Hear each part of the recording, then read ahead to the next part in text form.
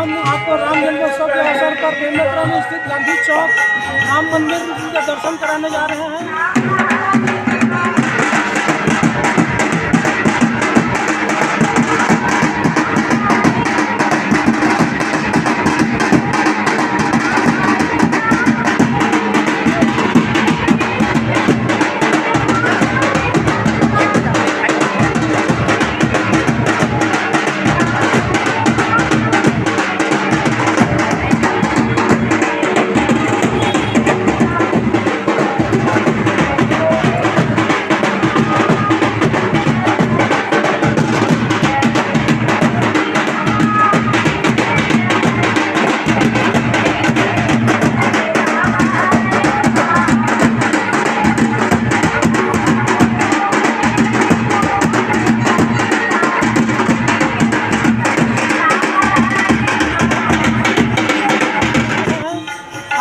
राम जन्मोत्सव के अवसर पर बहुत ही हर्षोल्लास के साथ यहाँ कार्यक्रम आयोजित हो रहा है और राम जन्मोत्सव का कार्यक्रम किया जा रहा है। तो आइए आज हम कुछ लोगों से आपको मिलवाने जा रहे हैं। आइए।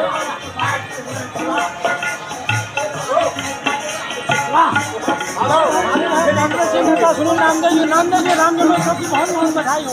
आप सभी को राम जन्मोत्सव की हार्दिक शुभकामनाएं, बधाई। कैसा लगा आपका कार्यक्रम? बहुत भव्य कार्यक्रम था राम मंदिर में। राम मंदिर परिवार के द्वारा आज बहुत प्राचीन राम मंदिर बेमेतरा में जो स्थित है वहाँ के पुजारियों के द्वारा आज भव्य श्री राम जी का आरती की गई, पूजा पाठ किया गया, रामायण का पाठ किया गया, भजन कीर्तन किया गया। शहर के श्रद्धालु लगातार राम भगवान के दर्शन के लिए पधार रहे हैं और यहाँ मंदिर परिसर में आज श्रद्धालुओं के लिए लंगर की व्यवस्था की गई है राम रसोई के द्वारा। मैं उनका भी हार्दिक स्वागत हार्दिक अभिनंदन करता हूँ। मैं शहर के सभी राम भक्त सनातनियों से अनुरोध है कि वे समय निकाल करके प्रतिदिन राम मंदिर में राम भगवान के दर्शन करने के लिए आ जाए। सिर्फ राजनीति में ही जय श्री राम कहने से काम नहीं चलेगा। मंदिर में आकर के मंदिर में सेवा और प्राण प्रतिष्ठा में भाग भी लेना चाहिए, जब तभी सच्ची सनातनी और हिंदू धर्म का पालन होगा। बहुत धन्यवाद। आइए हम आपको और कुछ लोगों से मिलवाने जा रहे हैं। श्री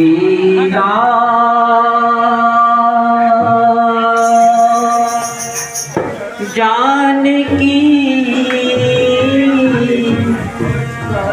बैठे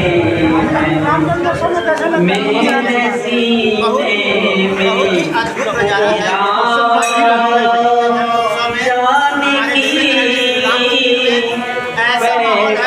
ऐसा लग रहा है ये सीधा अयोध्या बहुत अच्छा लग रहा है। और यहाँ पर बहुत जन सैलाब उमड़ रहा है, इतने भक्त आए यहाँ पर और जन्म का पूरा लुत्फ उठा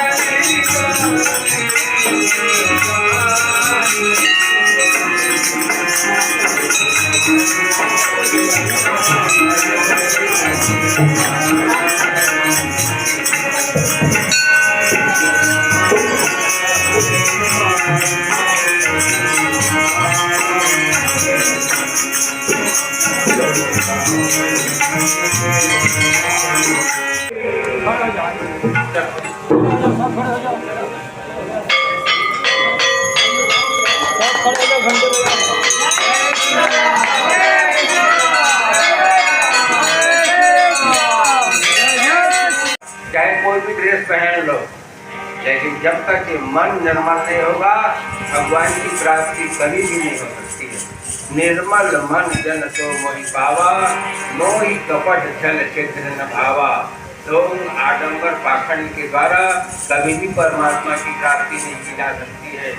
देवता लोग बड़े प्रेम से भगवान श्री राम की विनती करते हैं और अपने अपने लोग को चले गए। और इधर वो समय आया जब त्रैलोक्य स्वामी परब्रह्म परमात्मा राम अयोध्या के प्रांगण में प्रकट किए, भगवान का गुणानुवाद गाने लगते हैं।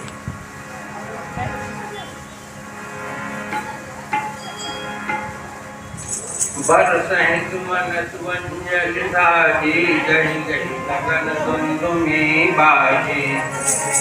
स्तुति करहि नाग मिहिरेवा, बहु विधि रावहि निज निज सेवा। देवता लोग आकाश में एकत्रित होकर के भगवान श्री राम के आगमन में ये लोग फूलों की वर्षा करते हैं, नगाड़े धूपी बाजे बजने लग गए। और फिर देवताओं ने स्तुति की भगवान श्री राम की।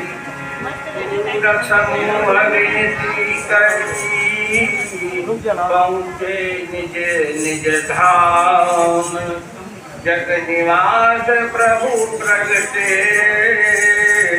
अखिल लोक विश्राम। देवताओं ने विनती की, हे जगत नियंता परब्रह्म परमात्मा राम, तुम्हारी जय।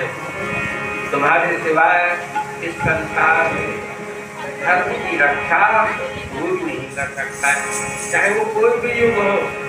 आज भी आप देख रहे हैं धर्म के धुरी को धारण करने वाले बहुत सारे दिखाई देंगे, लेकिन धर्म कहाँ है, परमात्मा कहाँ है, इससे हमको तो इसका मुख्य कारण क्या है? जग देखे जो कुछ किया सब कुछ है बेकार, अन्न देखे जो कुछ किया वही रहेगा। काम जाम आडंबर पाखंड में कभी भगवान के दर्शन नहीं होते। भगवान के लिए भगवान राम ने जो विभीषण से कहा कि निर्मल मन जन तो आ रही हो, सो अवसर निरंजित बजाना, चले सकल शीतल धामा, पावन काल लोक विश्राम। नवमी तिथि चैत्र का पवित्र महीना, शुक्ल पक्ष, अभिजीत मुहूर्त 11:36 से 12:24 का जो मुहूर्त होता है इसको अभिजीत मुहूर्त कहते हैं। और इस मुहूर्त में आप कुछ भी काम करो विशुद्ध मन से, आपको अभीष्ट फल की प्राप्ति होगी, इसमें कोई दो मत नहीं। भगवान राम का जन्म ये सूर्यवंश में हुआ था और इसलिए दिन के ठीक 12 बजे। अब भगवान कृष्ण चंद्रवंशी थे तो ये रात को ठीक 12 बजे। अब 12 बजे का सिलेक्शन परमात्मा ने क्यों किया है, इसके बारे में भी जरा याद कर लो। 12 बजे के बाद हमको कुछ दिन बदलते हुए नजर आता है। 12 बजे रात्रि के बाद भी प्रहर को दूसरा ही बदल जाता है। इसलिए भगवान राम सूर्य वंश में जन्म लिए और इसलिए ठीक 3 से 12 बजे इनका जन्म होता है और भगवान कृष्ण का ठीक रात्रि को 12 बजे। जिस समय त्रैलोक्य के स्वामी परब्रह्म परमात्मा राम का प्राकट्य होने वाला था, उस समय शीतल मंद सुरभि बहबाओ शीतल मंद सुगंध वायु प्रवाहित होने लग गई। देवता लोग अति प्रसन्न होते हैं। यहाँ तक नदियों में पहाड़ों में भी प्रसन्नता दिखाई देती है। और योग लग्न समय तिथि ये सब अनुकूल। भगवान क्या है? ये अखिल विश्व नायक, अखिल ब्रह्मांड के मालिक हैं। तो ये सब जितने भी लोग हैं, ग्रह गोचर समय ये सब इनके अनुकूल हो जाते हैं। और भगवान राम का जन्म गोस्वामी जी लिखते क्या है कि राम जन्म सुख हो, चाहे वो राम का जन्म हो, कृष्ण का हो या किसी भी भगवान का हो। भगवान के जन्म का कारण ही क्या है? सारे सुखों का केंद्र। गोस्वामी जी से लिखते हैं कि चैतन्य तो प्रफुल्लित थे ही, लेकिन जड़ भी प्रफुल्लित हो। जड़ में भी चैतन्यता दिखाई देने लग गई और सारा भूमंडल सुख शांति से छा गया। भगवान का जब प्रादुर्भाव होता है तब संत गौ ब्राह्मण जो कष्टमय जीवन व्यतीत करते हैं, अपने जीवन में ईश्वर की आराधना के लिए भगवान अवतार लेकर के ऐसे संतों ऐसे भक्तों को आशीर्वाद दे करके अपने भक्ति प्रदान करते हैं। थोड़ा आवाज कम करो। राजा राम राजा राम राजा राम राजा राम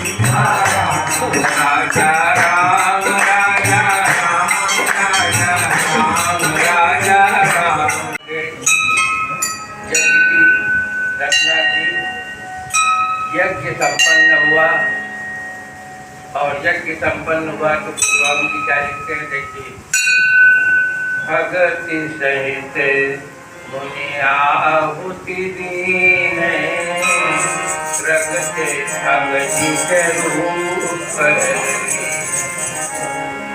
भक्ति के साथ, भक्ति कहते किसको? गीता में वर्णन है, वेद शास्त्र परमात्मा महात्मा गुरुजनों में श्रद्धा और प्रेम का नाम भक्ति। और परमात्मा को कोई बुला भी नहीं सकता है। भगवान राम ने लक्ष्मण से कहा, विद्याते वेगी द्रवों में भाई, तो मम भगति भगत सुखदाई, तो स्वतंत्र अवलंबन आना तही आधीन ज्ञान विज्ञान, जाते देख द्रव मैं भाई। हे भाई लक्ष्मण, मैं अतिशीघ्र द्रवित होकर के अपने भक्तों को दर्शन देता हूँ, अपने भक्तों की मनोकामना पूर्ण करता हूँ। वह भक्ति मेरे भक्तों को सुन देने वाली, जो भगवान की भक्ति करता है, भगवान का कहना है हम भक्तन के भक्त हमारे। आज राजा दशरथ उत्कृष्टि यज्ञ करवा रहे हैं और वहां भगत सहित मुनि आहुति देने, भक्ति के साथ प्रेम पूर्वक आहुति दे रहे हैं। इसका परिणाम क्या हुआ? प्रगटे अग्नि चरु कर लेने। अग्नि भगवान अग्निदेव वहां एक पात्र में, पहले समय में हम लोग चरु कहते थे लोटा को, गोस्वामी जी ने चरु शब्द का प्रयोग किया है। प्रगटे अग्नि चरु कर लेने, एक पात्र में प्रसाद लेकर के अग्निदेव वहां प्रकट होते हैं। फिर अग्निदेव ने आशीर्वाद दिया कि वशिष्ठ जी ने अपने हृदय में जो विचार किया है वो राजन तुम्हारी मनोकामना अवश्य पूर्ण होगी। जाओ। जब जब रामायण में एक बार का प्रयोग हुआ है, कोई विशेष कारण ही हुआ है। राजा दशरथ इतने दिनों तक कभी नहीं सोचे कि वास्तविक में अयोध्या की स्थिति क्या है, क्या होगा, क्या नहीं होगा। लेकिन आज दशरथ सोचते हैं कि वास्तविक में हमारे जाने के बाद इस अयोध्या में कोई दीपक जलाने वाला नहीं। इसलिए अपने गुरु वशिष्ठ के पास जाकर के अपनी विनती की। निज दुख सुख सब गुरु सुनायहु, कह वशिष्ठ बहु विधि समझायहु। धर्म धीर होई है सुतचारी, त्रिभुवन विदित भगत भय हारी। राजा दशरथ के गुरु त्रिकालदर्शी थे, जाने ही तीन काल निज ज्ञाना, करतल गत आमलक समाना। उन्होंने कहा कि राजन आप कुछ समय धीरे धारण कीजिए, तुम्हारे एक नहीं 4 पुत्र रत्न पैदा होंगे, जो त्रिभुवन विदित विश्व में त्रैलोक्य में विख्यात होंगे और जिनका अवतार इसलिए होगा संत गौ ब्राह्मण भक्तों की रक्षा के लिए। इसलिए कुछ